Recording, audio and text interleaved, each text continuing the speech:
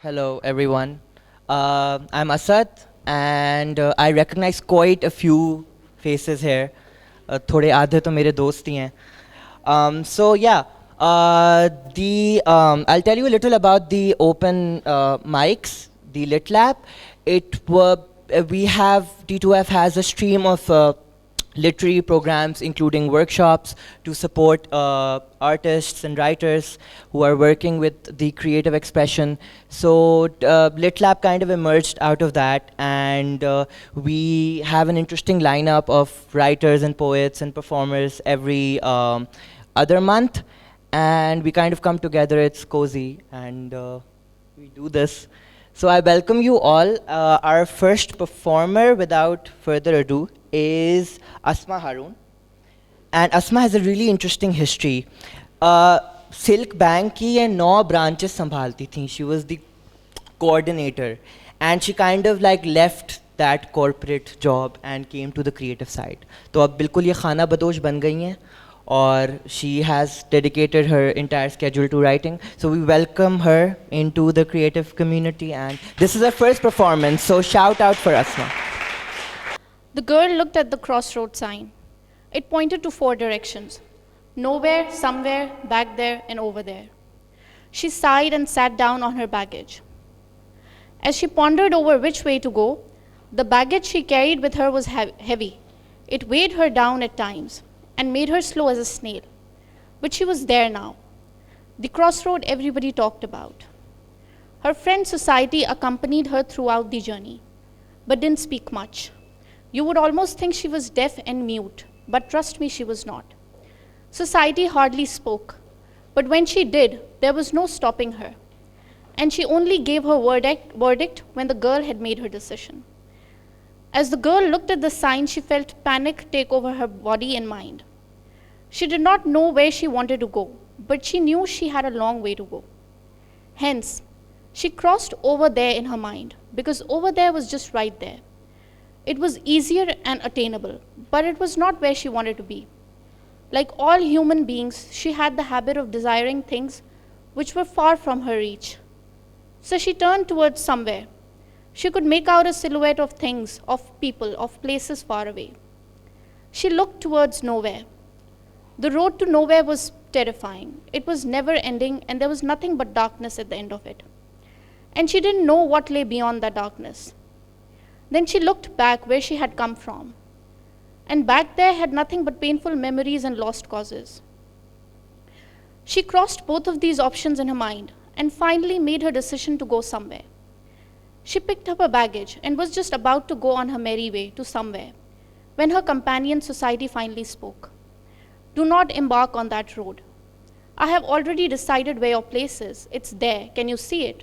Mocked Society, pointing towards the road to nowhere. The girl squinted her eyes to see where Society wanted her to be, but in vain. All she could see was a never-ending road in darkness. Can you? Nudged Society, blocking the girl's way.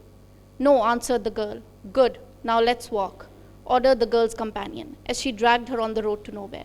So with a giant leap of faith and a silent prayer in her heart, the girl started walking towards nowhere.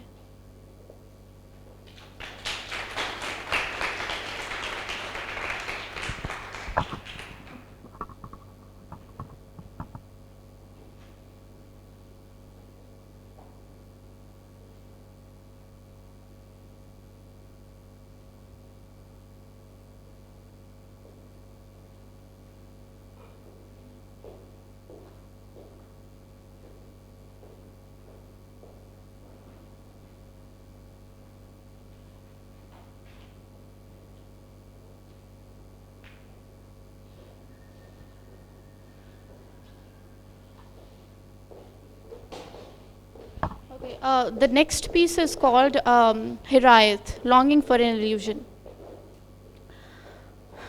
John Howard Payne's song Home Sweet Home from 1823 opera Clary or The Maid of Milan is about the importance of a home in one's life. For me, it's about homesickness. To quote its first 2 lines, mid pleasures and palaces though we may roam, be it ever so humble, there's no place like home. But what if the home does not exist? What if it was an illusion? This hirayat, this yearning of a place which does not exist, consumes one's mind and soul, piece by piece, and then at once. Hirayat is a complicated word. It is Welsh, and it basically means homesickness in English. But it is more complex and intricate than that. It is the yearning of a place, a person, or a home that never was. Or even if it was, it can never be reached, attained, or returned to. It is a place where one's every need, conflict, and desire is satisfied. It is a yearning so intense that it feasts on one's soul ravenously, ultimately devouring one from within. One can only conquer it with content and love, the kind of love that is reserved for only oneself, and contentment with what God has decreed upon you. Sure, yearning can be a means to success. It can lead to paths unforeseen, dangerous and challenging, yet rewarding. But longing for an illusion would lead one nowhere. Hirayat will only lead to a dead, beaten down spirit and a broken heart. So it's better to keep one's feet on the ground, live in and for reality rather than follow fleeting fantasies. It is better to be a realist than to be a cloud walker. Hence, one should vow to win the home that can be, for a home that can be is worth thousands of Hirayats.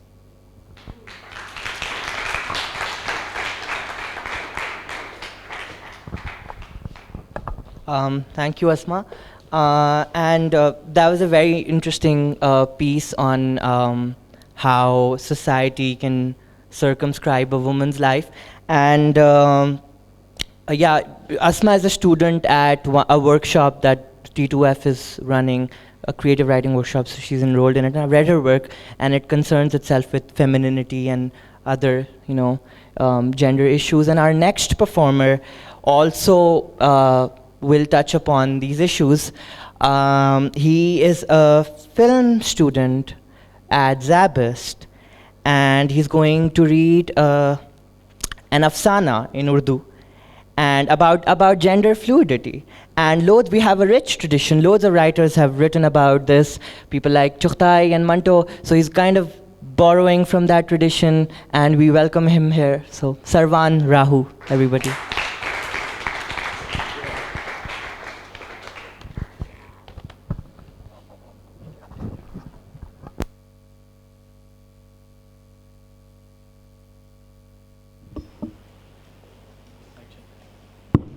इसको थोड़ा और नीचे कीजिएगा. Assalamualaikum guys. So as my friend Asad Alvi said, this is a story of a boy and who's very girlish. तो उसे पसंद है कि वो लड़कियों के साथ रहे और वो मेहंदी डिज़ाइन करे और वो फैशन डिज़ाइनिंग में काफ़ी इंटरेस्ट है, लेकिन सोसाइटी का उसके साथ बिहेवियर काफ़ी अलग है. तो this is the story of a boy who is very girlish. So here we go. आवाज़ आ रही है आप सबको? सही है. शहर बदीन में जब कुर्बान ने पैर रखे तो इसे ऐसा महसूस हुआ जैसे जंगल की बकरी शहर में आ गई हो. घास फूस खाने वाली बकरी जैसी मखलूक को बर्गर हज़म होना थोड़ा मुश्किल है. पेड़ पौधे और पंछियों जैसी रूहानी संगत के बाद इंसान जैसी जहनी तंगी से दो चार मखलूक के साथ रहना थोड़ा मुश्किल है. हमारे कुर्बान के साथ भी कुछ ऐसा ही हुआ. कहाँ वो कच्ची मिट्टी की झूपड़ियाँ और कहाँ ये रेती सीमेंट के मकान, कहाँ वो गांव की शर्माती नारियाँ और कहाँ ये शहर की कुड़ियाँ. ये सब देखकर इसका तो जैसे मगज़ ही फिर गया हो. लेकिन गांव की निस्बत यहाँ लड़कियाँ ज़्यादा थीं और इसी बात ने इसकी उम्मीदें कायम रखीं. भला ये उसके शौक़ का जो सवाल था. आखिरकार प्यासे ने कुआं खोज निकाला. काफ़ी कावशों के बाद इसे एक फ़ैशन डिज़ाइनर के यहाँ छोटा मोटा काम मिल गया. यहाँ वो सारा दिन अपने शौक़ की प्यास बुझाता. क्या बच्चियाँ क्या बुढ़ियाँ सब इसके हाथ की दीवानी सी हो गईं. चलते चलते इसने शहर बदीन में अपना ही दुकान खोल लिया. फिर तो जैसे हैवी सीन हो गया हो. ऊपर वाला जब भी देता छप्पड़ फाड़ के, ऊपर वाला छप्पड़ फाड़ फाड़ के पैसा और शोहरत देता गया और कुर्बान समेटता गया. एक दिन किसी चाहने वाले ने इसकी कामयाबी का राज पूछा तो कुर्बान की आंख आबदीदा हो गई और इसके आगे से अपना माजी फिर गया. आखिरकार माजी ने कुर्बान के साथ क्या आंख मचोली की थी कि एक सवाल ने इसे इस कदर गुमसुम कर दिया. इसका जवाब भी शायद हमें इसके माजी से दरियाफ्त होगा. حقوق زن کے علمبردار اکثر عورتوں پر ہونے والے مظالم اور زیادتیوں کا ڈھنڈورا پیٹتے پھرتے ہیں، لیکن ایک بات سے یہ بھی نالاں ہیں کہ اس معاشرے میں نہ صرف عورتوں بلکہ ان مرد حضرات پر بھی لعنتیں برسائی جاتی ہیں جن کی ادائیں زنانہ ہوں۔ ڈسٹرکٹ بدین کے ایک پسماندہ گاؤں کی تنگ گلیوں میں ایک ایسا بھی البیلا تھا جو اپنے ہم عمر لڑکوں کے برعکس نہ مرغے لڑاتا اور نہ ہی کنچے کھیلتا۔ یہ بیچارہ بھٹکتی آتما کی طرح ادھر ادھر مارا پھرتا کہ شاید کوئی لڑکی ہاتھ آ جائے اور یہ اس کے ملائم ہاتھوں پر مہندی کی منفرد ڈیزائن بنا کر اپنا شوق پورا کرے۔ اور صرف مہندی ہی نہیں، کبھی کبھار تو بات کپڑوں تک جا پہنچتی۔ سندھی گج پر کڑھائی ہو یا شہری کپڑوں کی سلائی، سوئی دھاگے سے وہ ہنر دکھاتا کہ دیکھنے والے دنگ رہ جاتے۔ لیکن ایسے البیلوں کی یہاں قدر کہاں، اور اوپر سے جن کی چال چلن لڑکیوں کے جیسی ہو، پھر تو بس پوچھے ہی مت۔ یہ کہانی کسی اور کی نہیں، بدین کے ماسٹر ٹیلر اور فیشن ڈیزائنر قربان کی ہے، جو قد کاٹھی اور جنسی قوت سے تو مردانہ ہے لیکن صاحب کی ادائیں متضاد جنس کی عکاسی کرتی ہیں۔ کوئی قربان کو مرد ذات پر بدنما داغ سمجھتا تو کوئی اسے قربان چھوری چھوری کہہ کر چڑھاتا۔ اس کے ماں باپ تک نے اسے نہ بخشا۔ ایک دن لڑکیوں کے ساتھ کھو کھو کھیلتے کیا دیکھ لیا، پھر تو جیسے اس کی شامت ہی آ گئی۔ قربان پھر بھی باز نہ آیا، اور آتا بھی کیسے، شوق کا کوئی مول تھوڑی نہ ہوتا ہے۔ تانوں سے تنگ آ کر قربان نے کسی بڑے شہر جانے کا فیصلہ کیا۔ اس نے ٹھان لیا کہ اپنے ہنر کی بدولت شہرت اور پیسہ بنا کر گاؤں کے ریتی رواجوں کو مات دے گا۔ اگلی صبح مرغے کی اذان ختم ہونے سے پہلے ہی وہ مسافر خانے جا پہنچا اور صبح پہلی گاڑی سے شہر بدین کی جانب نکل پڑا۔ لیکن اب وقت آ گیا تھا کہ وہ واپس اپنے گاؤں جا کر ان کم عقل لوگوں کے منہ پہ تالا لگائے۔ پورے 3 سال بعد وہ واپس اپنے گاؤں کی جانب روانہ ہوا۔ فرق صرف اتنا سا تھا کہ وہ آیا بس پہ تھا اور گیا اپنی ذاتی گاڑی پہ۔ نئی نویلی اور چمچماتی سوزوکی مہران دیکھ کر گاؤں والوں کی دھڑکنیں کچھ تھم سی گئیں۔ سوچنے لگے کہ ان تنگ و ویراں گلیوں میں یہ پی پی کرتی مشین پہلے تو کبھی نہ دیکھی تھی۔ مزہ تو تب آیا جب اس گاڑی میں سے سفید پوش لباس اور کالے چشمے پہنے ایک نوجوان اترا۔ تب تو ان گاؤں والوں کی شکلیں بس دیکھنے لائق تھیں۔ یہ وہی لڑکا تھا جسے 3 سال پہلے گاؤں کے خرمغز لوگ نالائق اور معاشرے پر بوجھ سمجھتے تھے۔ یہ وہی البیلا قربان تھا جس پر اپنے ماں باپ بھی طعنے کسیتے تھے۔ کمبخت یہ وقت بھی بڑی عجیب چیز ہوتی ہے۔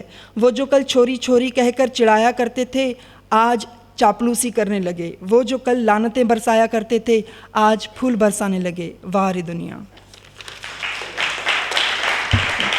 Thank you all, thank you so performance, and it was really warm, and it borrowed from this rich literary tradition that we have in Urdu.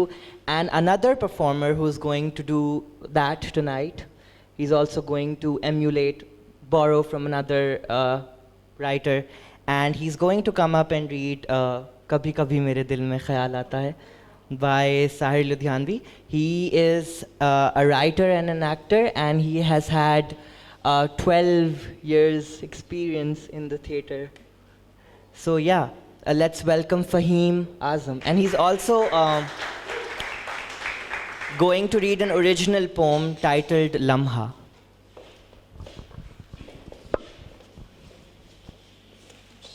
Sorry, I've changed my mind. I hope you don't mind. Yeah.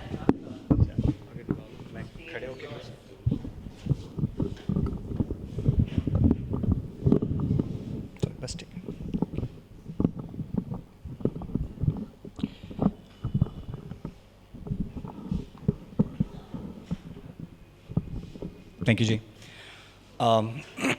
میرا نام فہیم اعظم ہے، اور ابھی میں جو چیز آپ کے سامنے پیش کرنے جا رہا ہوں جس کا انہوں نے ذکر کیا، لمحہ، یہ میں نے کچھ دن پہلے لکھی تھی ایک پوئٹری سلیم کے لیے، اور میرے لیے بہت اہم اس لیے ہے کیونکہ یہ میری زندگی کے ایک بہت اہم لمحے کے بارے میں ہے جس نے میری زندگی کو تھوڑا سا بدل کر رکھ دیا۔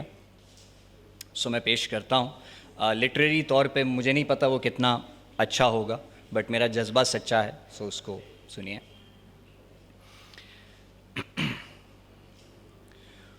وہ ایک دن تھا کہ جب وقت کو ہاتھوں میں اٹھایا تو بہہ گیا تھا، مگر وہ لمحہ وہیں لکیروں پہ رہ گیا تھا.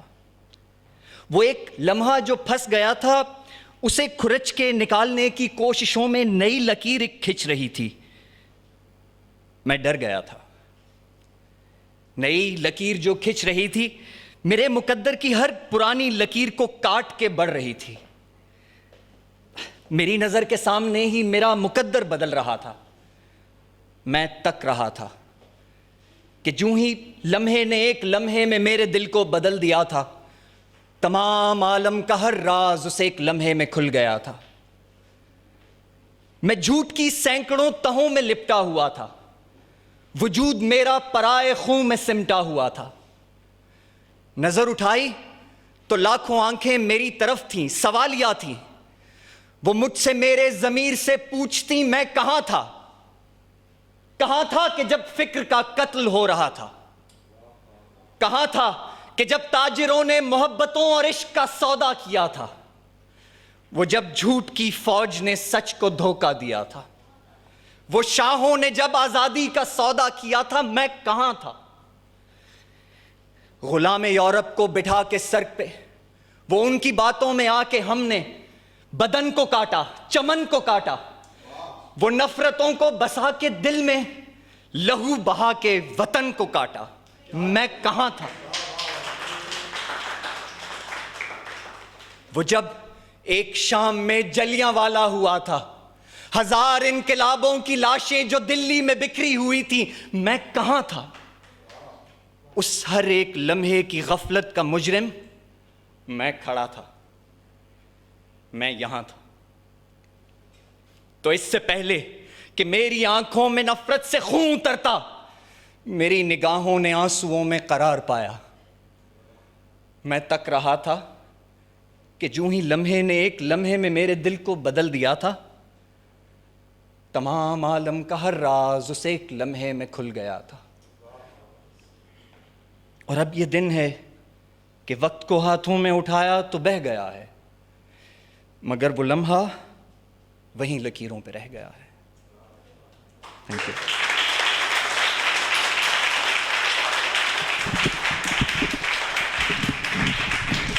کبھی with you, it's a piece that touches my heart, especially after the life that I've lived after that لمحہ. لیکن پھر I changed my mind. اور آج چونکہ ہم یہاں بیٹھے ہیں اور ہم وہ 1% ہیں جس سے ساحر لدھیانوی اس نظم میں مخاطب ہیں، اور وہ ذکر کر رہے ہیں اس بیچاری 99% کا جس کے بارے میں ہم اکثر یہ بات کرتے ہیں کہ آج کل تو چوکیدار بھی کرپٹ ہے، سبزی بیچنے والا بھی کرپٹ ہے، اور ہماری انہی کرپشنز کی وجہ سے آج ہمارا یہ حال ہے.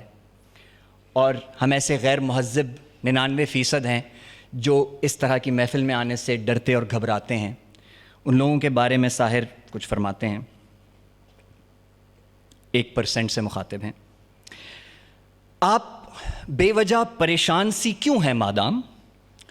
لوگ کہتے ہیں تو پھر ٹھیک ہی کہتے ہوں گے. میرے احباب نے تہذیب نہ سیکھی ہوگی، میرے ماحول میں انسان نہ رہتے ہوں گے. نور سرمایہ سے ہے روئے تمدن کی جلا، دولت سے تمدن کی جلا. نور سرمایہ سے ہے روئے تمدن کی جلا. ہم جہاں ہیں وہاں تہذیب نہیں پل سکتی. مفلسی حصے لطافت کو مٹا دیتی ہے، بھوک آداب کے سانچوں میں نہیں ڈھل سکتی. لوگ کہتے ہیں تو لوگوں پہ تعجب کیسا، سچ تو کہتے ہیں کہ ناداروں کی عزت کیسی. لوگ کہتے ہیں مگر آپ ابھی تک چپ ہیں، آپ بھی کہیے غریبوں میں شرافت کیسی.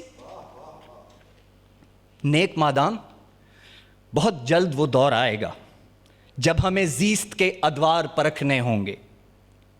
اپنی ذلت کی قسم، آپ کی عظمت کی قسم، ہم کو تعظیم کے معیار پرکھنے ہوں گے.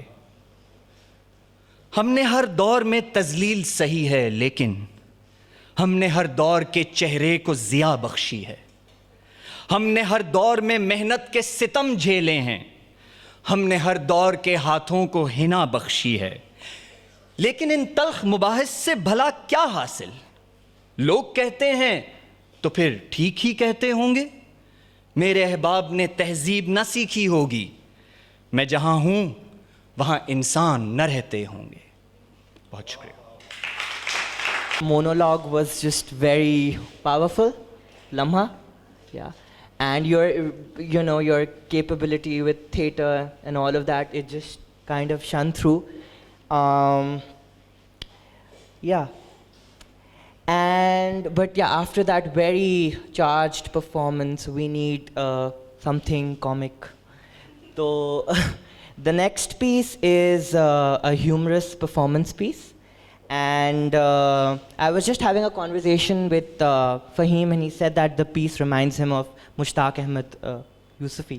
And unka mujhe ek choti si, his shortest short story mujhe yaad aa gayi.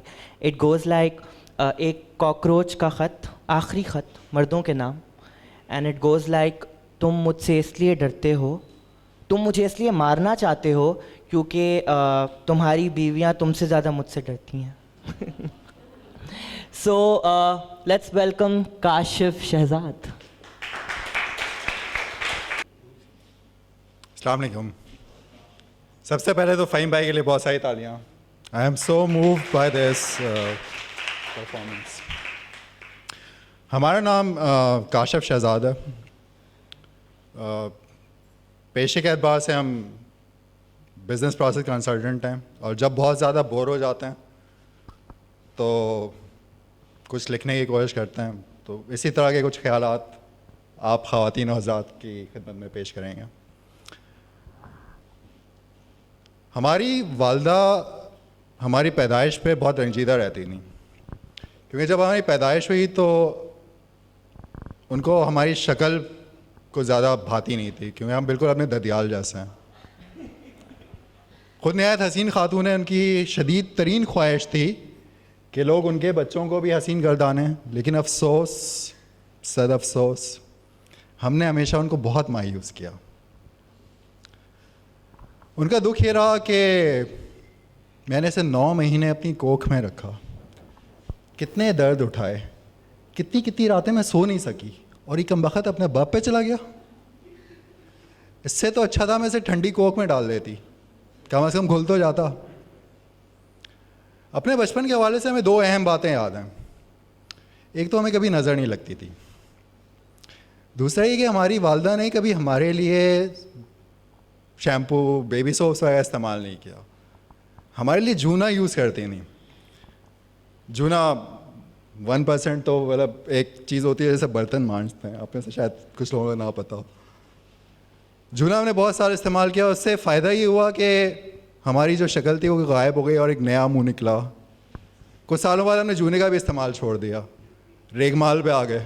بہت افاقہ ہوا. ریگمال سینڈ پیپر جو ہوتا ہے. تو ایک اور زندگی کا ہماری دکھ یہ رہا کہ ہماری والدہ ہمیں احمق بھی سمجھتی ہیں، اور والدہ پہ ہی کیا موقوف ہمارے بہن بھائی دوست احباب سبھی سمجھتے ہیں. ہمارے دوست ہمیں چے کہہ کے بھی بلاتے ہیں، ان کے خیال میں کول لگتا ہے. حد تو یہ ہے کہ ایک دفعہ ہم اپنے ایک دوست سے بات کر رہے تھے، ہم نے ان سے کہا یار ہم اسپیس سائنٹسٹ بننا چاہتے ہیں. کہنے لگے یار سائنٹسٹ کا تو مجھے نہیں پتا، اسپیس کا بہت اسکوپ ہے، آخر بندر بھی جاتے ہیں نا. تو جب آپ کو لوگ احمق سمجھتے ہیں تو ایک نقصان ہی ہوتا ہے کہ آپ پہ کڑاکے کی تنقید ہوتی ہے. آپ کوئی کام کر رہے ہوں، لوگ کہتے ہیں یار ٹھیک ہے بس آپ سے نہ ہو پائے گا، رہنے دیں آپ یار آپ. اچھا ایک اور ہمارا مشاہدہ ہے کہ ہم لوگوں کی حوصلہ شکنی کرنے میں بڑی مہارت رکھتے ہیں. ایک بندے کو ہم اس کی آدھی عمر یہ بتانے میں لگا لیتے ہیں میاں آپ سے نہ ہو پائے گا، اور ظاہری ہے آدھی زندگی کے بعد جب وہ ناکام ہو جاتا ہے تو دیکھا ہم نے تو کہا تھا آپ سے نہ ہو پائے گا، چغد ہیں آپ چغد. اب اس طرح کی جب آپ پہ تنقید ہوتی ہے تو ہم نے غور و فکر کرنا شروع کیا ایسا کیا کریں کہ اس تنقید سے جان چھوٹے. تو تحقیق سے ہمیں پتہ چلا کہ بھنگ کا استعمال نہایت مفید ہے. اچھا, بھنگ کا استعمال کرنے سے اس بات کی کوئی ضمانت نہیں ہے کہ آپ پہ تنقید نہ ہو, اس کا اثر جاتا رہتا ہے. اور اس تجربے کی زندہ مثال قائم علی ہیں. ہمارا یہ بھی مشاہدہ ہے کہ باحثیت قوم ہمارے کچھ رویے نہایت دلچسپ ہیں. مثلاً کوئی جنت میں بھی جا رہا ہوتا ہے تو ہم احتجاج کرتے ہیں, بھائی صاحب وہ جنت میں جا رہا ہے, خوشی خوشی جانے دیں. نہیں, ہم نے دھرنا دینا ہے. اصل میں ہمیں شک ہوتا ہے کہ کہیں اندر ہی ہمیں گمان ہوتا ہے کہ شاید جنت میں جانے کا کوئی سین ہے نہیں. پھر بھی ہم نے سوچا کہ اگر بالفرض کوئی مولوی صاحب جنت میں چلے بھی گئے تو آخر ہوگا کیا. مولوی حردل عزیز جب باہر نکلے تو اپنے آپ کو جنت میں پایا, بہت خوش ہوئے. انہوں نے سوچا جنت کا چکر لگایا جائے. ابھی وہ چکر لگا ہی رہے تھے کہ ان کو کچھ مایوسی ہونی شروع ہوئی کہ عجیب جنت ہے, کوئی جاننے والا ہی نظر نہیں آتا. سامنے سے جنت کا داروغہ آ رہا تھا, لپک کے اس کو جا لیا. بھائی سبحان اللہ, بالآخر ہم کو بھی شہادت مل ہی گئی اور ہم جنت میں آ گئے. ہائیں. داروغہ نے جواب دیا, تمہاری موت پھٹنے سے واقع ہوئی تھی, بوائلر کے. تم رات کو چوری چھپے نرگس کا رقص دیکھنے جا رہے تھے کہ اچانک مسجد ابو بکر کے صدیق کے ساتھ والے ڈھابے کا بوائلر پھٹ گیا اور تم کو دل کا دورہ پڑا, کیونکہ بوائلر کے پھٹنے کی آواز بالکل بم کے پھٹنے جیسی تھی. ادھر بوائلر پھٹا اور ادھر تمہاری جان نکل گئی. مولوی حردل عزیز بولے, بھائی تم تو نہایت ہی منفی سوچ کے مالک معلوم ہوتے ہو. ہائیں. کیا کہ آگے بڑھے, سامنے دیکھا ایک عالی شان محل, بہت متاثر ہوئے. پوچھنے پہ پتہ چلا کہ یہاں پہ تو کسی دوسرے مسلک کے عالم دین رہائش پذیر ہیں. سیکھ پاؤ گے. بھائی ہم نے تو سنا تھا جنت میں ہمارے ہی مسلک کے لوگ ہوں گے. ہائیں. یہاں تو کافروں کی بھرمار معلوم ہوتی ہے, اور ہمیں تو اس جنت میں اسلام کا وجود شدید خطرے میں نظر آتا ہے. ہائیں. یہاں پہ صحیح والا نظام مصطفیٰ رائج کرنا پڑے گا. سامنے سے ان کو ایک حور آتی ہوئی نظر آئی, ان کی بانسیں کھل گئیں. کہنے لگے, بھائی ادھر آؤ اور یہ بتاؤ نام کیا ہے تمہارا. ہائیں. اور یہ بتاؤ تمہارا برقع کدھر ہے. بھائی اس طرح بے پردگی کو ہوا دینا تم کو زیب نہیں دیتا. ہائیں. حور نے جواب دیا, مولوی صاحب آپ کے جیسے اللہ والوں پہ اللہ کی مار. آپ ایک ایسا فتنہ ہیں جو شر اور آفت سے بھرپور ہے. شرافت آپ کو چھو کے بھی نہیں گزری. کچھ تو شرم کریں, آپ کی بیٹے کی عمر کی ہوں میں. بھائی تم تو ناراض ہی ہو گئی. ہیں. اچھا یہی بتا دو کہ وہ کوثر کہاں رہتی ہے. ہمارے دل میں بڑا ارمان ہے حوض کوثر دیکھنے کا. بھائی سنا ہے وہ روز وہاں غسل صحت کا اہتمام کیا کرتی ہیں. ہیں. اور اگر یہ نظارہ پرکیف ہمیں بھی دیکھنے کو نصیب ہو جائے تو واللہ اس جنت کا مزہ آ جائے. ہیں. حور نے جواب دیا, ایک نمبر کے چھچورے ہیں آپ, لا حول ولا قوت. لاہور کا پڑھنا تھا, مولوی صاحب غائب ہو گئے. اسی خیال کو لے کے ہم نے کچھ تھوڑی سی تک بندی کی.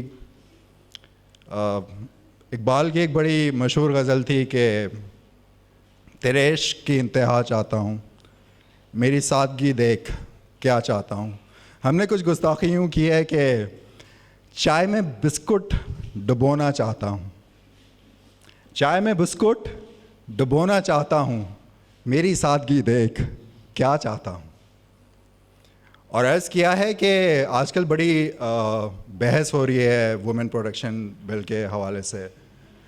مولانا فضل الرحمان صاحب نے تو یہ بھی کہہ دیا کہ اس بل کے پاس ہونے سے پاکستان جو ہے ایک وہ فری سیکس زون بن جائے گا وغیرہ وغیرہ.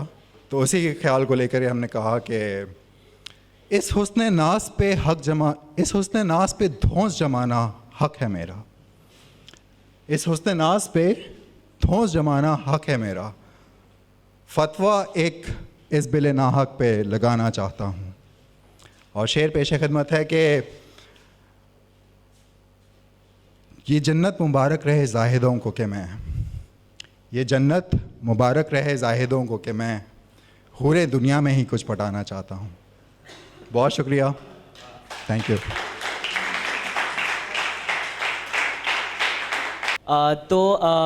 The next piece is also a satirical social commentary by Waqas Adnan, who is an avid, keeps an avid interest in psychology. Yeah, so.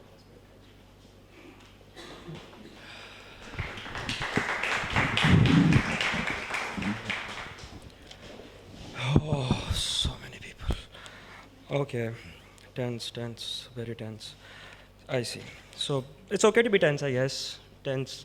It's a tense world. We live in a sensitive, politically aware era where one should be cautious that at the very least when making commentary or, even cracking a joke, I can respect most of you may have qualms discussing the actions of our insentient, pseudo-scientific, pseudo-destructive, nihilism-inducing extreme right, and in respect of your strange, misguided, ill-thought-out, homophobic, and almost nonsensical allegiances, I have chosen a matter to address you with in which the hate is mutual, something which spreads across all our divides, Pathan and Mohajir, Punjabi and everyone else, India. So, I guess everyone's a Game of Thrones fan there. I hope to God. So, moving on, Jaqen Hagar, the faceless man, the guy with Arya. Everyone knows the guy with Arya, him. So, I think they cast the wrong guy, because according to a detailed research which I've carried out, that guy should have been Mr. Narendra Modi. It's true. This guy could fool a chameleon. He makes Zardari look like a diplomacy chump change. In other words, he's the perfect politician. For example, on 11th March in a rally in Jhaleswar, Mr. Modi very vampantly went on to say that he would like to ban the voting rights of all Muslim immigrants in the state, along with even deporting young, juvenile, illegal migrants. So moving from this Trump level racial intolerance, xenophobic and bigoted outlook towards life, only in a matter of days into transforming into, well, Zakir Naik.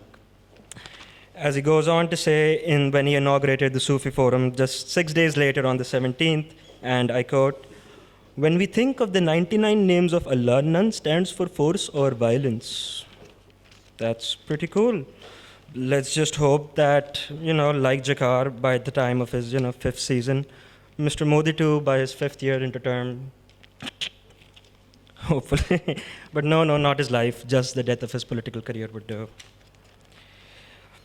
But we liked this, what he did at the Sufi Forum. It was really everywhere over social media, and everyone was talking about it, and it was really spreading. So much so that, and Mr. Nawaz Sharif has been really happy ever since Mr. Modi visited him for his birthday. He even chose to invite Mr. Modi to the 19th SARC summit, which we're carrying out here in Pakistan, which is a big step forward. So, say what you want to say to the guy, Nawaz Sharif, this man is spreading world peace, like world peace via pie. That's it. And that's the only way forward. Not beef pie, of course, if anyone knows why, but no beef, just mutton.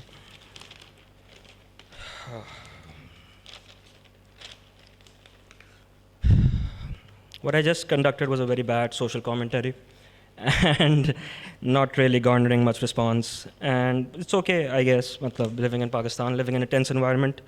Satire is something very difficult to come by. So at the same time, I also chose, if time would allow, to conduct a small poem I wrote. Thank you. A small poem I wrote. It's in English. It's probably like my first work ever in English. I write in Urdu mostly.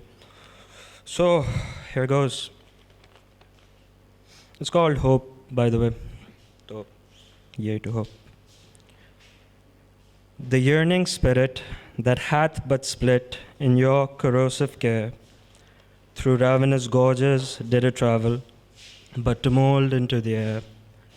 An aura so embalming, the mind doth not comprehend, but dusk to dawn, my heart goes on, beating this monotonous trend. Toward the heavens we looked, we billowed and cried, wondering if 'twas better to have laid down and died. For our days were over, our lives forever spent, all hope and faith lost in the heaven sent. Now as the thread moves away from the loom, now we move forward, a bit more gloom. For we dare not strike now against the fastidious tide, for as we set forth, the pens had been lifted, the pages dried. Someday I hope we find the right way, but today I blissfully wish to be led astray. Thank you, everyone. That was a beautiful poem, and you read it beautifully. These are desperate times, so we will cling to hope. LitLab is specifically, it specifically caters to poets and writers, but we have a request by someone who wants to sing a song. And, I've decided, okay, let's entertain this request because she's bringing a friend from Norway. So, Morris, and she wants to dedicate the song to Morris. So let's welcome Morris to T2F and to Pakistan. Here, and he's not a friend, he's my beloved, he's everything to me, and I'm gonna dedicate this song to him. That's his first time here, and I hope that we are casting a good impression on him, and that is an addition.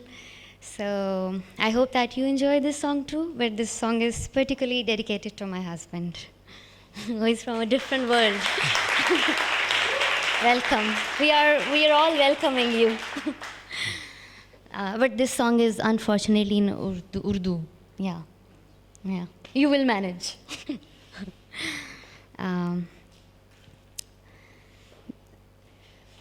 मोरा सैयां तो है परदेस, मैं क्या करूं सावन को, मोरा सैयां तो है परदेस, मैं क्या करूं सावन को, सुना लागे सजन बिन देस, सुना लागे सजन बिन देस, मैं क्या करूं सावन को, मोरा सैयां तो है परदेस, मैं क्या करूं सावन को,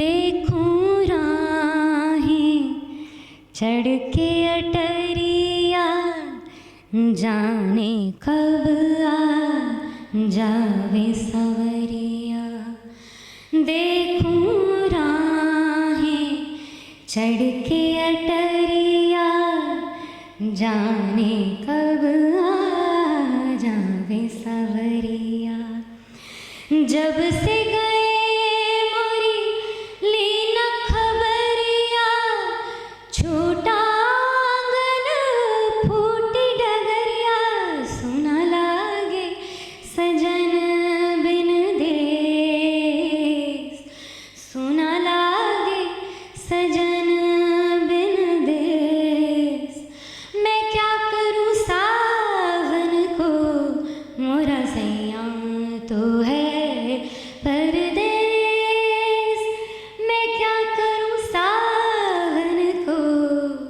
Thank you so much. Thank you so much.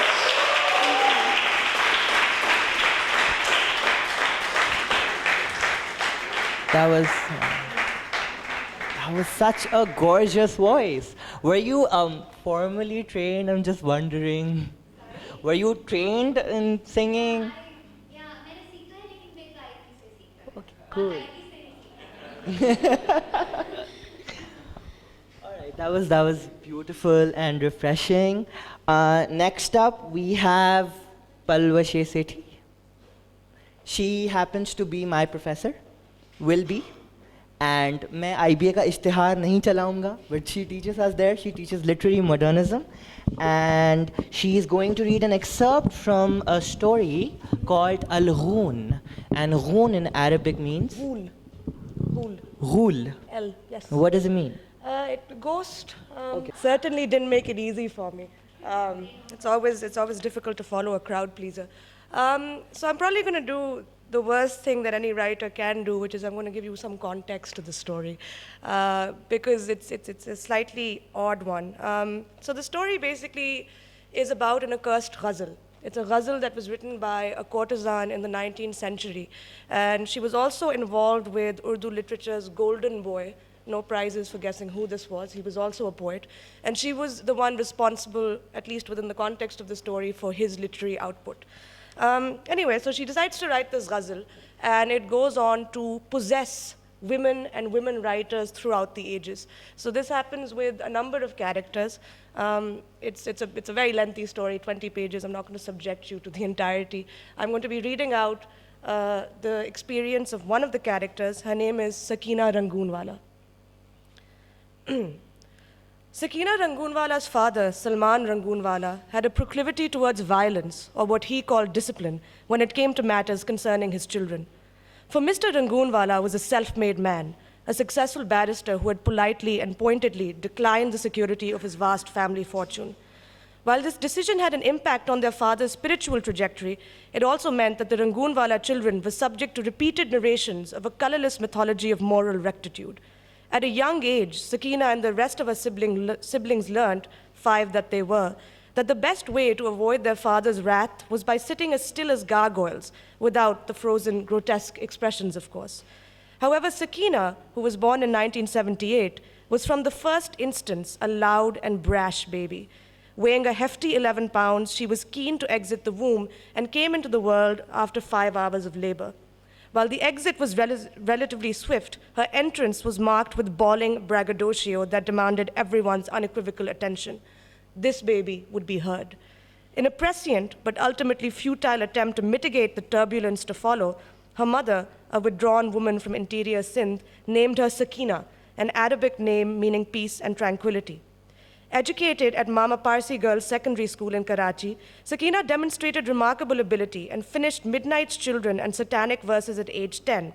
Admittedly, she never spoke of having read the latter, as she'd surreptitiously procured a copy from her irreverent uncle Jafar, who'd smuggled it into the country along with bottles containing a strange amber liquid. As Sakina grew up, this flouting of rules, conventions, and nebulous constructions of decency became less an act of rebellion and more a part of character. If tasked in school to recite Sonnet 58 by Shakespeare, she'd return the next day reciting Daddy by Plath. An enterprising teacher, sensing her unfettered energy required direction rather than discipline, pointed her to the poetry of Parveen Shakir and Kishwar Nahid. Urdu, a historically imperial language at war with regional actors, still had a touch of the exotic to Sakina, who had grown up in an English-speaking household. I'm going to skip ahead quickly. So basically now we come to the point where Sakina is now an adult, and she's decided to publish a book of poetry. After 12 years of scholastic seclusion and hundreds of ballpoints that had whittled much of her brain and vitality, Sakina was left with a fragile sheaf of poetry that combined both English and Urdu, titled Upar, Niche, Aage, Niche. Her return to the public eye in 2008 was orchestrated through a poorly organized book launch at one of the many coffeehouse franchises that dotted the commercial landscape. Although this turnout was sizable, technical problems accompanied by load shedding meant that a large portion of her reading was spent in a dark room with poor acoustics and frequent phone beeps. Mildly annoyed despite the crowd's loud applause at the end, Sakina made her way towards the organizer, who insisted that she come to her house afterwards for a meet and greet with the city's cognoscenti, socialites, journalists, bloggers, and a smattering of the designated upcoming and young. Driving to the party, Sakina had a sense of foreboding but dismissed it, thinking she could do with some gratifying, if questionable, adulation. It was not every day that one was flavor of the month. At the party, hosted by Daisy Vadia, a social racketeer par excellence, Sakina was fawned upon as desired. Darling, we need to send her to Jaipur. Tell those bloody Indians we have our own crop of talent here. Until, that is, she had an encounter that unsettled her. Introduced to and having forgotten the lineup of individuals she had just met, Sakina stole away to Daisy's moonlit terrace to catch a breath. A lanky woman stood there, languidly blowing smoke rings towards the sea. Asking if she might have a cigarette, her first in years, as was evident from the immediate staccato that followed, The two exchanged banalities when the other woman, Sassi, exclaimed, "Ah, wait, so you're the poet." Having displayed the correct measure of self-deprecation necessary for the success of such interactions, the women conversed. They spoke about the state of writing in Pakistan, the meager opportunities afforded to women, the preponderance and impertinence of journalists masquerading as writers, a phenomenon Sassi took curious and violent exception to, and the significance of an oral storytelling tradition in a country with low literacy. The conversation reached a brief lull after a particularly rapid exchange, the sort of lull that makes people of a certain disposition uneasy for no good reason. Sakina shifted her weight and looked to the moon, wondering what to say when Sassi asked, "Tava penji madri Zabaan mein cho na tha likho?" And I apologize if my Sindhi is slightly off. "Sorry, I don't understand what you're saying." "You don't speak Sindhi?" "No, my mother never taught us." "Well, that's a shame. Imagine if you could throw some Sindhi into your poetry." An anodyne observation presented less as a barb and more as conjecture, there was still something about Sassi's statement that profoundly troubled Sakina. Perhaps it was the fact that it was never going to be enough. None of it. And this was not about other people and their expectations, but her own. She would never be content, and there would always be something wanting, undone, or absent.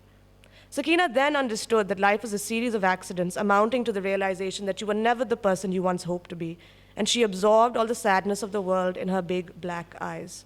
It was not meant to be.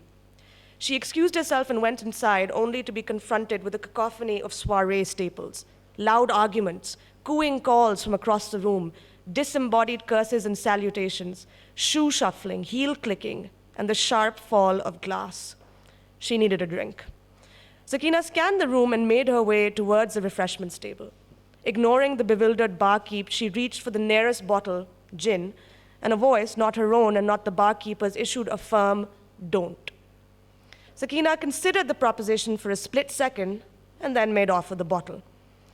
Driving home later that night with a half-empty bottle nestled between her legs, she had a car accident. 2 passengers were in the other car, a man and his 11-year-old. Both of them died immediately. In an aleatory trick of fate, when a dazed Sakina burst through the windshield at the moment of impact, hurtling through the air, her bloodied hand made contact with that of the boy's as it flung out of the window of the car in the same instant.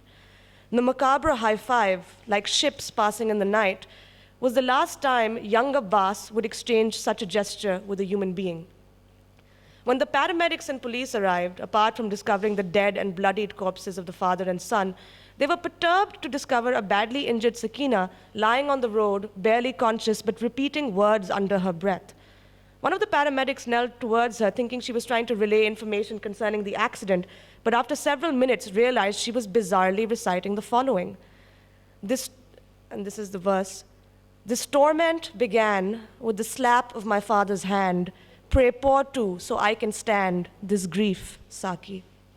Sakina spent little to no time in prison thanks to the law of blood money and unspoken law of privilege that governed the country. Her return to public life was cut short, although she had given Daisy Vadia and her cohort of society bigwigs enough fodder to fuel many a dinner party. A manslaughtering poet? Toba, toba. Forget the man, it's the child. What was his name? Asif? Can we call her the infanticidal poet? Well, he wasn't an infant, he was a child. Patricide, matricide, filicide, fratricide. You realize the murder of a child is so awful that they don't even have a word in the English language to describe it? I mean, killing an infant is bad enough, but killing a child means killing someone that's already begun their journey. And Sakina, for her part, was more than happy to retire to her home in Clifton. She never published again, but people who claimed to be close friends of the family spoke of how she was working on her magnum opus, an epic poem that would erase all her sins. Some speculated it was a hybrid. Do you think it might be a ghonet? While others alleged to have seen parts of it, claiming that Sakina's had inscribed it on her walls with neon illustrations of women, a poem and art installation meant to be open to the public.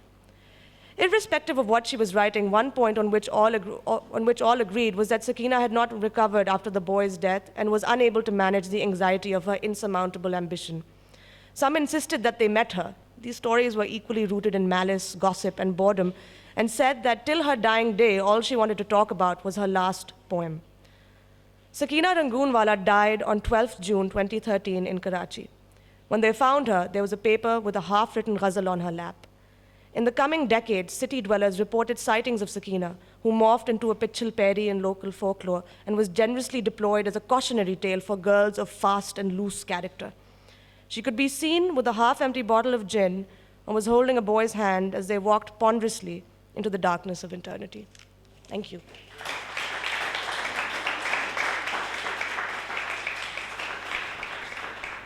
That ending, though, it was brilliant. I can't wait to be taught by you.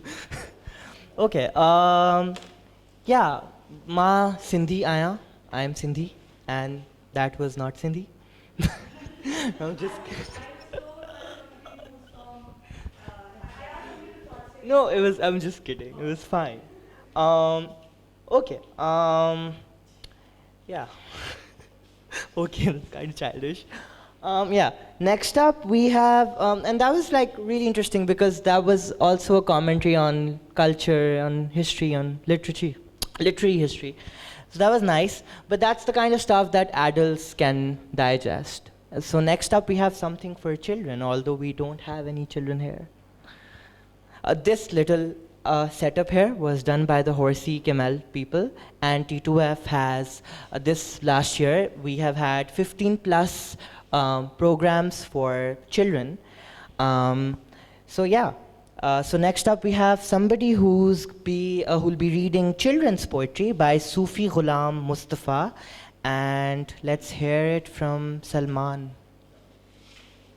Choosing children poetry at this moment was because our lives here in Karachi have become really complex, really hectic, really busy. It reminds us of the days when we were young, when we were kids, and things were really simple. And these poems by this author actually are a hint to how simple things were back then. And in addition to the poems, I'll also tell you about the author who has written this.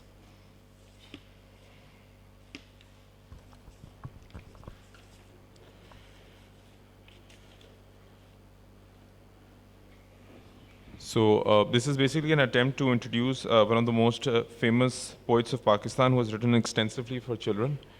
He is Sufi Ghulam Mustafa Tabassum. Sufi Tabassum is famous for using sound effects in his poems to get children's attention. The poem that I'll be reading up now is titled Tar Tar. This poem uses sound tar of an old motor car, as well as the sound chum chum of a horse cart. In 4 simple lines, Sufi Tabassum has created this melodious masterpiece for children. And here it goes. The title is Tar Tar. Kare tar tar, teri lari, teri motor. Kare tar tar, teri lari, teri motor. Chale chum chum,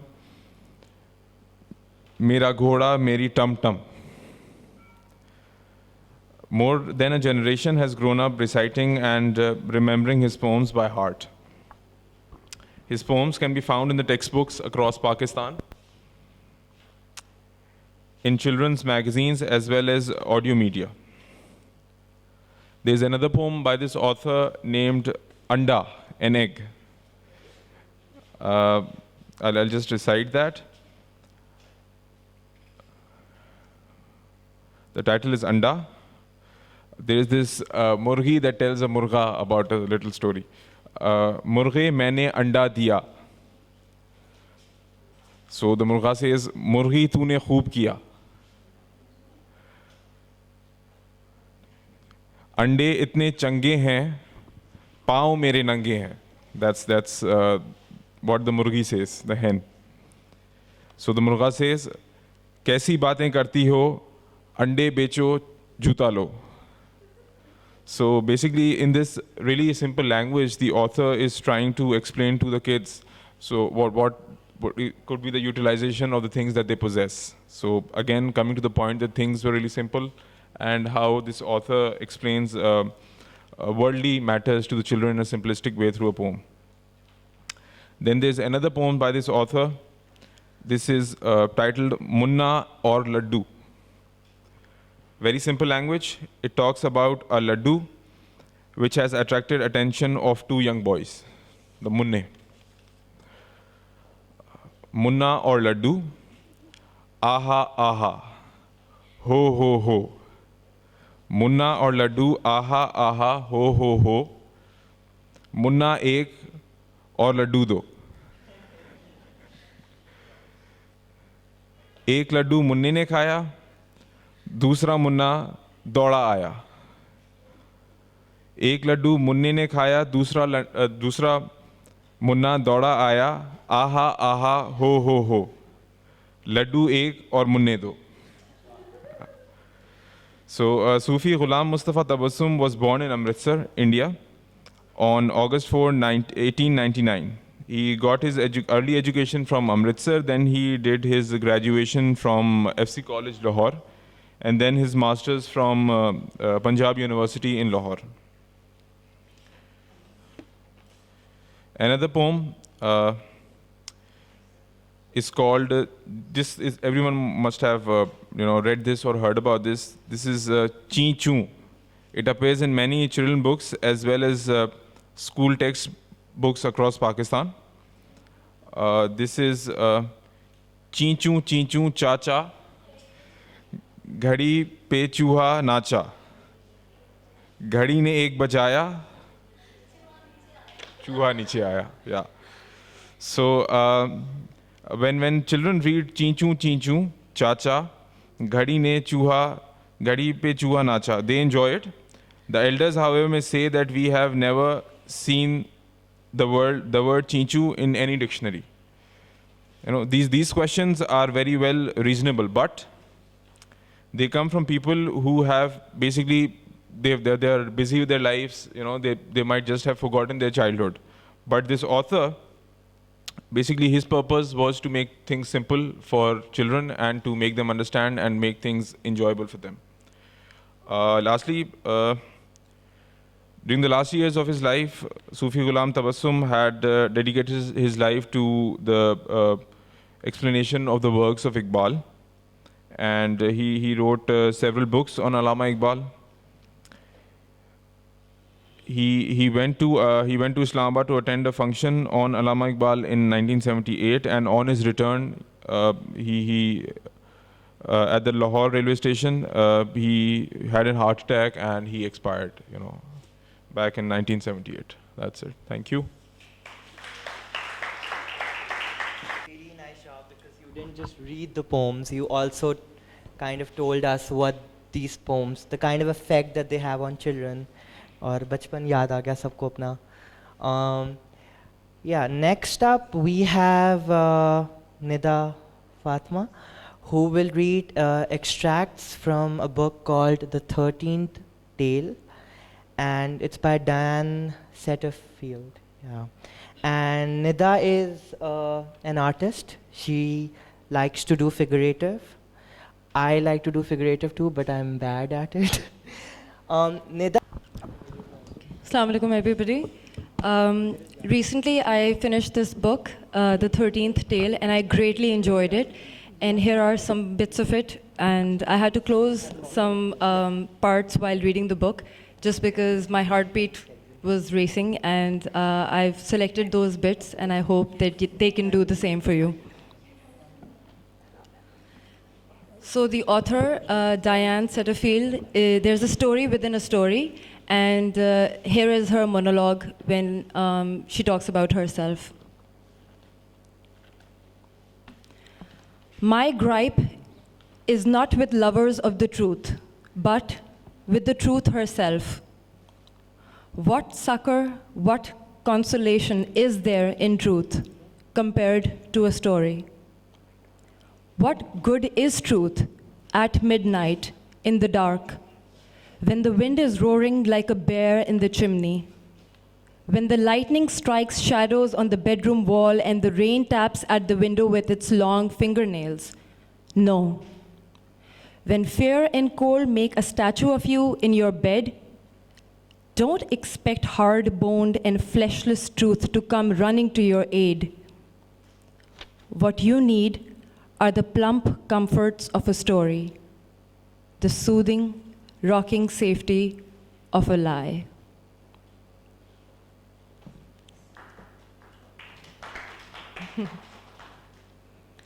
There's another bit where she talks about the magic of words. So she says,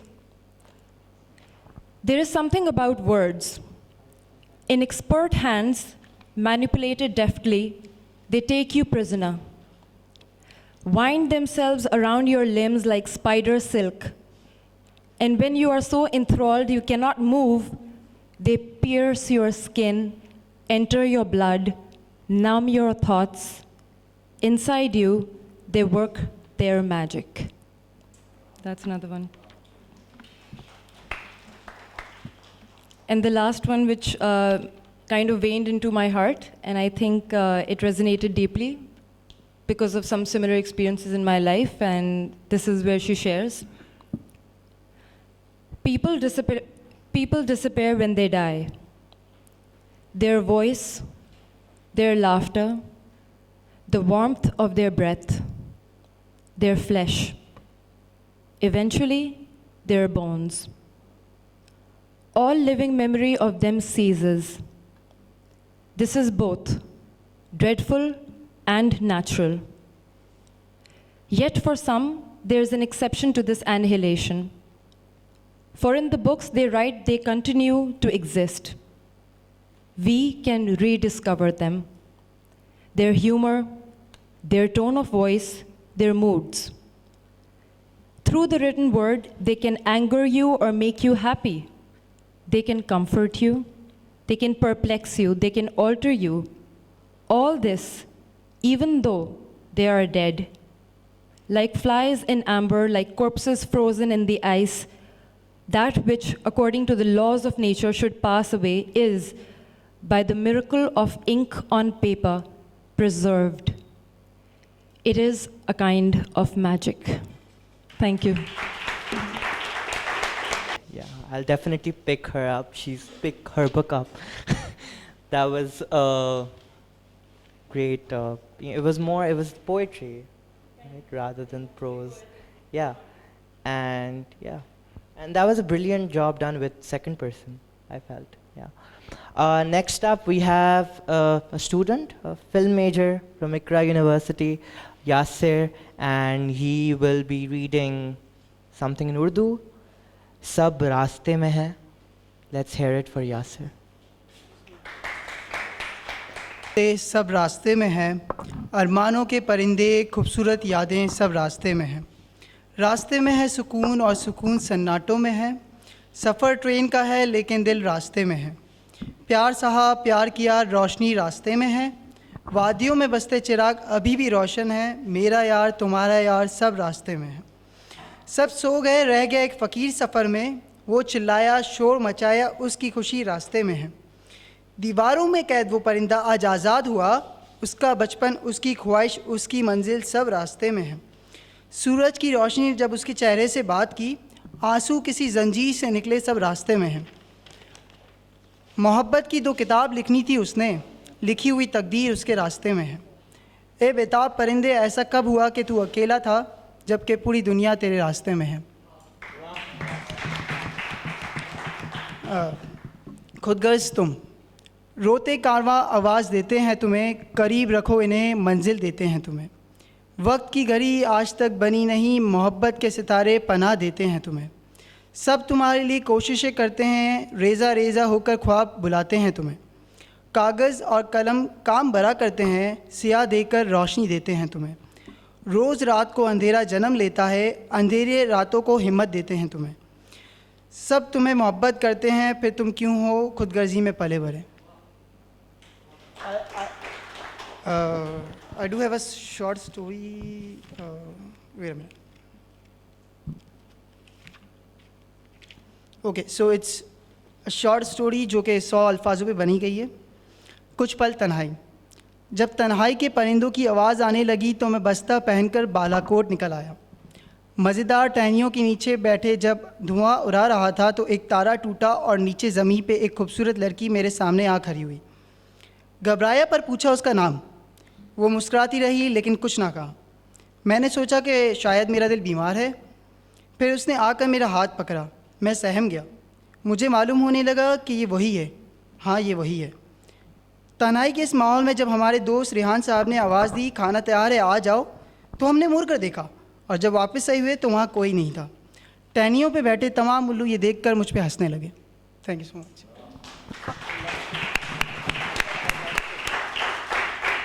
Great brevity, 100 अल्फाजों में इतना कुछ कहना, that's great. Also from Iqra University we have Saleha, who will be presenting a rant of sorts. Yeah. It's a piece that I wrote about shadows. The title is Shadow. Have you ever noticed how many shadows we form at night or darkness? It feels like walking with strangers, strangers who live with us but never speak, strangers who know us better than ourselves, more like silent observers or secret keepers. What do you feel like when you see your shadow at night? Is it fear of somebody watching over you, following you, or trying to keep up with you? Has anyone ever felt happy seeing a shadow? Can shadows be disguised angels who always protect us, or are they our different personalities that come out at night to discuss over us? Have you ever seen a fight between the shadows? What if the shadows controlled us? What if shadows are the ones controlling over us and we are made to think the opposite? What if shadows are the reasons we are divided in good, bad, and evil?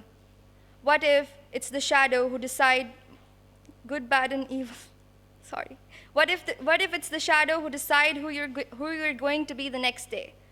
As we walk, one shadow becomes darker, absorbing the energy of the other shadows and coming to life.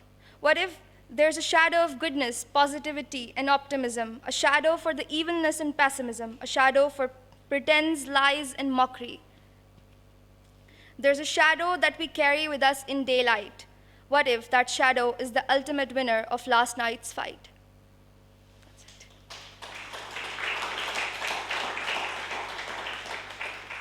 There is another piece that I've written.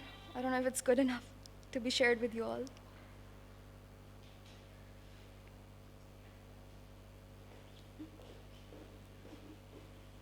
A life of hypocrite.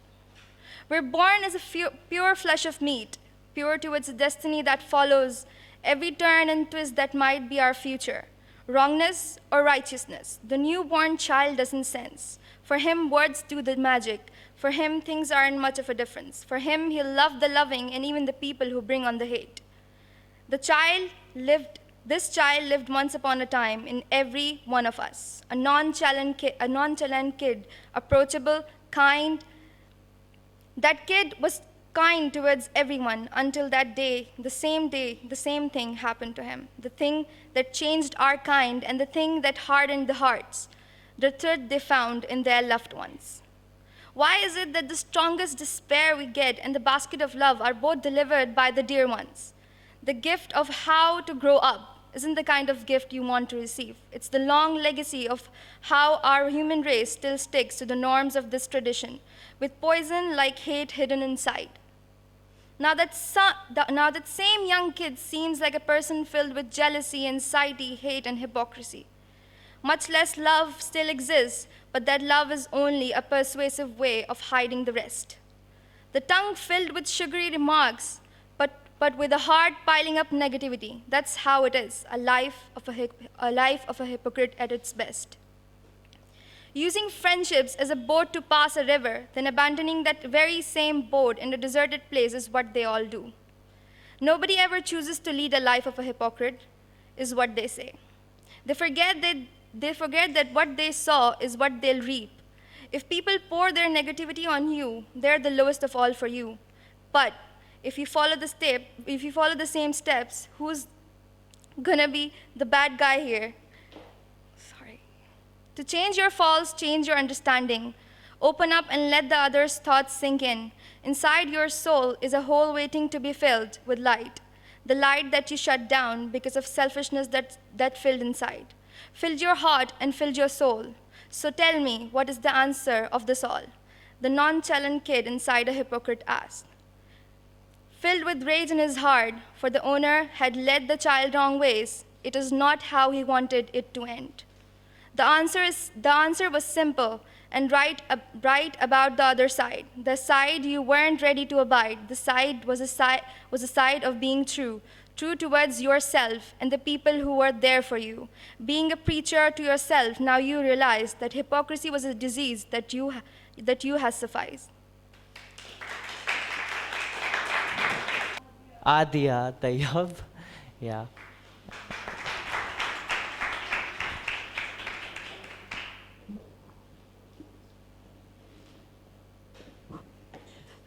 Hi, I'm in grade 11 and I write in my free time, so this is the first time I'm sharing my work with an audience.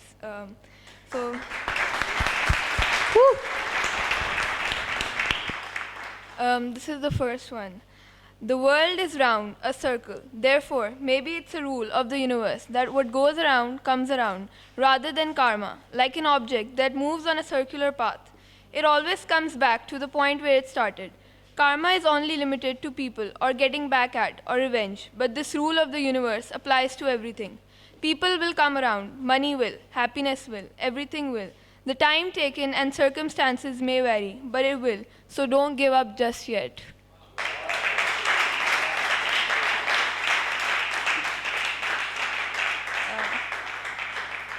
Thank you. This is the other one that I wrote. Do people like me exist who think that the purest form of love is friendship? That friendship is magical more than true love itself, that it lasts longer and means more than most love existing, that friends teach you love in the first place? Aren't all lovers friends first? But still, it is so unvalued and underestimated. Seeming so little, but aren't the little things that make life big? Cherish your friendships, for they are your torch to find the light inside you. For friendship is an inevitable necessity. So usually I end the LitLabs with my own poem. So I'll go next. I'll read 3 poems. Yeah, okay. I'll read 3 poems. One, I'll begin with a translation of that I did. I'm working on a collection of translations of Sylvia Plath. So this is a poem that I translated for that. It's called The Moon and the Yew Tree. Everybody's like, you're familiar with it. And yeah. चांद और सदाबहार दरख्त, ये ज़हन की रोशनी है ठंडी सैयारों जैसी। ज़हन के दरख्त काले हैं, रोशनी नील है। घास अपना दुख मेरे पैरों तले ऐसे छोड़ जाती है जैसे मैं ठहरी कोई खुदा। मेरे टखनों को खलिश में डालती है, अपनी आजिज़ी की कहानी बड़बड़ाती है। धुंधली रूहानी हवाएं यहाँ चलती हैं, यहाँ जहाँ से मेरे घर कब्र के कुतबे अलहदा करते हैं। मैं देख नहीं पा रही कि यहाँ से जाऊँ कहाँ। चांद कोई दरवाज़ा नहीं, वो अपने हक़ में एक चेहरा है, उंगलियों की हड्डियों की तरह सफ़ेद और गमगीन। समंदर को अपनी तरफ एक काले गुनाह की तरह खींचता है। It drags the sea after it like a dark crime. That's such a beautiful phrase. समंदर को अपनी तरफ एक काले गुनाह की तरह खींचता है। वो खामोश है और मायूसी की जमाइयाँ लेता है।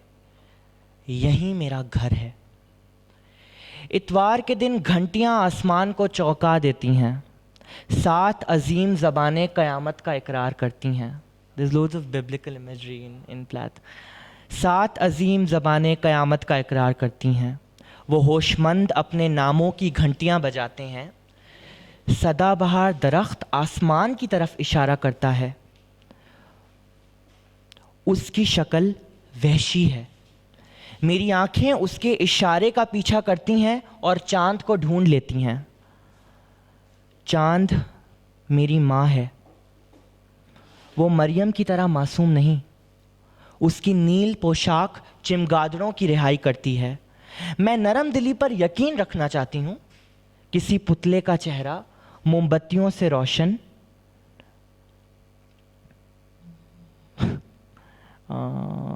किसी पुतले का चेहरा मोमबत्तियों से रोशन, अपनी नरम आंखें मुझ पे झुकाते हुए, पर कोशिश करने पे देख नहीं पाती। मैं गिर चुकी हूँ। बादल नील और मजजूब तारों की शक्ल पे खेल रहे हैं और इबादत गाह के अंदर सारे वलियों की शक्ल नील है। उनके नाजुक पैर निशिस्तों पे तैरते हुए, उनके हाथ और चेहरे पाकीज़गी से अकड़े हुए। चांद ये सब नहीं देखता, चांद ये सब नहीं देखता। उसका सर नंगा और आवारा है और सदाबहार दरख्त का पैगाम स्याही है, स्याही और खामोशी।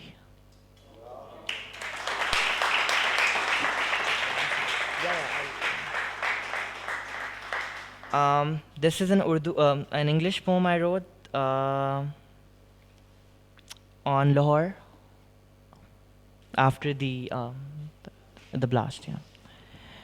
Tonight, the color of the sun sinking behind the minarets of the Badshahi is the same color of his mangled arm hanging out of a rickshaw as it rushes to a mortuary. This is not the Lahore that we dreamed of. Tonight, every vaulted bazaar contains reflections of blaring sirens, of ambulances, not buggies trampling through Mall Road. This is not the Lahore that we dreamed of. Tonight, music from the old city blares no more. The ghungroos of dancing girls have turned to stone.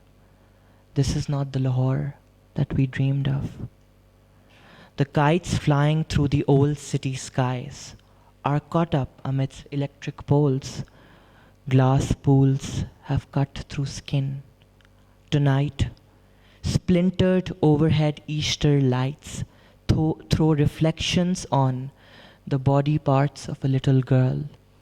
This is the price of her faith, bedded in smoke on leaves of blood, her charcoal cross, burnt, unworn.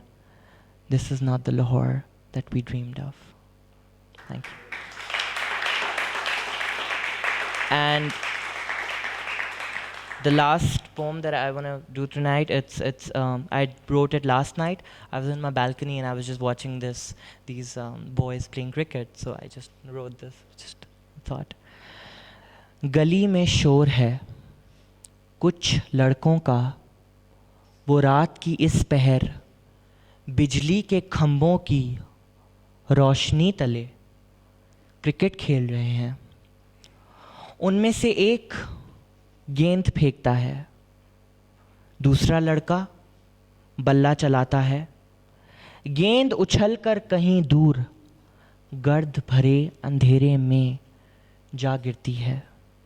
किसी गली में, किसी छत पे, किसी को नहीं मालूम। एक लड़का गेंद ढूंढने निकलता है। कई रोज पहले मैं भी यूं ही गेंद की तरह कहीं जा गिरा था, पर तलाश करने अब तक कोई नहीं आया।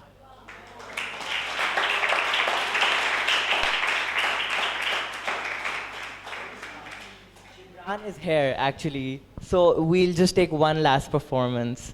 Gibran, वो चल रहा है, what's it called? Examination week. So he has written. I am on a semester break, so I don't have to deal with all of that. He's written a poem on which he sent me last night. Yeah. I'm on a semester break too. He's also on a semester break, and ironically, he's writing a letter to nerds who are preparing for their exams. It's actually a letter which I wrote. I had an exam the other day of my course, which is called Kabhi Pani Kabhi Pyas at Habib. So this is something I wrote. I've been there before, books piled up in a stack beside you, nodding off to the glow of the computer screen, neon strips of highlighters scraped across your forehead, not left with the raging highlighter party the other night, but rather the all-nighter spent spooning Shakespeare term papers, and mind-rattling interpretations of Samuel Beckett's best work. Some of you are stocking up on caffeine fixes and 5-hour energy drinks before the storm hits. A storm of finals worth 60% of your grade. 12th pager that will have you crawling into the night of the morning. The night of the morning, turning your study guide into a white flag to wave and surrender. You'll make it. I know it. I can promise there are lanterns and lights, and the promise of summer nights at the end of your tunnel. Perhaps it won't be the grace of a love letter that gets you through, but the grace you'll gain from the sound of the last book shutting, the sound of the last pages shuffling out from the printer and into your professor's mailbox. Remember to breathe, to eat, to sleep if you can. Curl up on the couch in the campus center, if that's what it takes. Listen to Taylor Swift, She Never Gets Old, while you slug a sugar-filled latte, what you deserve. On the nights where 1 a.m. comes quicker than shoppers on the Best Buy of Black Friday, be the one to text your friend, dinner at 12 a.m., I'll drive. I'll still keep that memory. I'll keep it and laugh to myself, because I honestly never thought I would miss it. The stack of pancakes, an open laptop, hot chocolate with whipped cream dripping from the side, all of us laughing, seniors and juniors, and a few of sophomores. You know it. Not knowing at the time that we might as well whispered, yes, we're going to miss all of this one day soon. Let Beethoven trickle through the eye home, take the Target break, drive home the long way. With the windows down and sad songs blaring through the speakers, stop the car, park it, just sit quiet for a minute or two. No text to keep you, no Instagram to push you out of the moment at hand. Forget for a moment that your vocabulary is plumbed with finals and responsibilities and deadlines and due dates. Just laugh and sing and dare to miss the moments that will be gone tomorrow. Fuck it. The moments you're going to miss tomorrow, and might even find yourself thinking, I wish I didn't take this for granted. Remember, it's a book, it's a test, it's a paper. That's it, that's all. Thank you.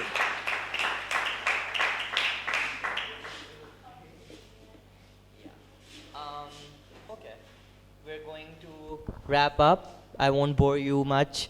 मज़ा आया सबको? तो हम मज़े का मुआवजा वसूल करेंगे. No, I'm just kidding. The LitLab and our stream of literary programs are made possible by your kindly contributions. So we have a donation box there. You can donate in the form of cash, you can withdraw a check, you can buy through our motley collection of books, or you can just browse through our products at Farrar and support the artists. So donations in all forms are welcome. And we are coming up with CKF, the Creative Karachi Festival, this year in April, coinciding with our beloved founder Sabine Mahmood's death anniversary. It will be held at Alliance Française, and we will have an open mic. So part of doing the LitLab before CKF is also to kind of just forge a network of poets who then can sign up for the festival. So I'll be really grateful if you could please, all the performers or anybody else could leave their numbers with Ehsan on the counter. Thank you.